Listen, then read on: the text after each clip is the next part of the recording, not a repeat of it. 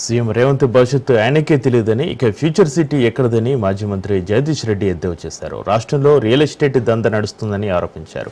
ఈ పథకం ప్రకారం ఎల్ఎండ్టీ సంస్థపై ఒత్తిడి తెచ్చి హైదరాబాద్ మెట్రో నుంచి తప్పించారని, తద్వారా 1000 కోట్లు లాభం పొందారన్నారు. రాష్ట్ర ప్రజలపై 15,000 కోట్ల భారం మోపారని విమర్శించారు. ప్రాంతంలో అసలు ఫ్యూచర్ ఎక్కడ ఫ్యూచర్ సిటీ? ఈయన ఫ్యూచర్ ఏందో ఆయనకే తెలియదు. రేపు ఉంటాడా ఎల్లుండి బీక్తాడా తెలియదు. ఆడ సిటీ లేదు.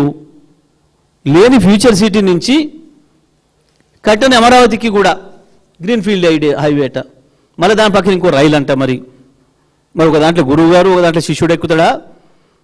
మరి పోయేటప్పుడు రైల్లో పోయి వచ్చేటప్పుడు రోడ్లో వస్తారా ఇద్దరు గురు శిష్యులు? హైదరాబాద్ అమరావతికి ట్రిపుల్ వేయడానికి దేని కొరకు? ఏంది ఇదంతా కూడా? ఇవన్నీ ఏం తెలియజేస్తూ ఉన్నాయి?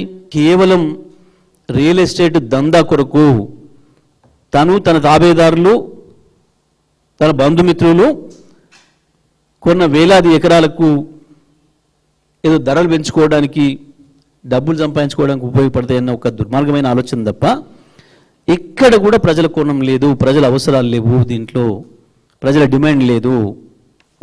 వచ్చుడే మొదటి రోజు నుంచెల్లే ఒక దుర్మార్గంగా తన యొక్క ఉన్న ప్రణాళిక ఏదైతుందో